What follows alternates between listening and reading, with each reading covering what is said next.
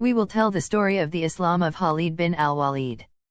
He is a Muslim military leader. The Prophet Muhammad called him saif almasloul, and he was a genius in military planning and skilled at leading Muslim armies in wars. He was not defeated in more than 100 battles. Khalid bin Al-Walid grew up in a house whose family was generous, so his father was one of the richest people in Mecca and used to provide food to people. Khaled learned horsemanship and showed skill in horsemanship from an early age. Khaled was of excessive strength and was characterized by courage and agility. Khaled was able to prove his presence on the battlefield, and he showed the equestrian arts and his skill in fighting what made him one of the best knights of his time. Khaled was tall, great in body, very similar to Omar bin Al-Khattab.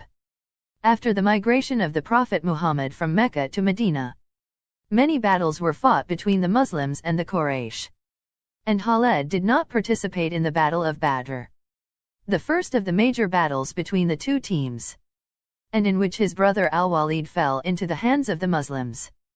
And Khaled and his brother Hisham went to sacrifice Al-Walid in Yathrib. And after a short period, Al-Walid converted to Islam and fled to Yathrib.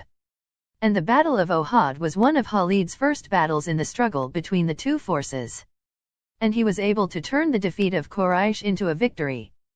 The story of Khalid bin Al-Walid's entry into Islam begins when the Prophet Muhammad sent to his brother Al-Walid bin Al-Walid and asked him about Khaled, and told him that if Khaled was with the Muslims, it would have been better for him, so Al-Walid sent Khaled a letter inviting him to Islam.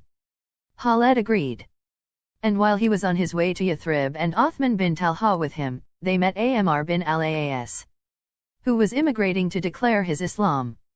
And they entered Yathrib declaring their Islam.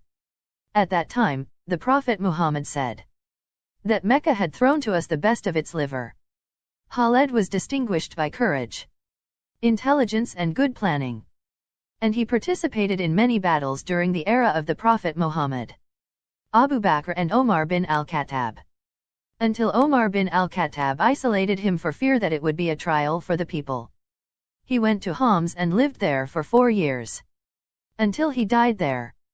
And he said, while on his deathbed, I witnessed 100 fights, and there was no place in my body without a sword strike, or a spear stab, or an arrow throw.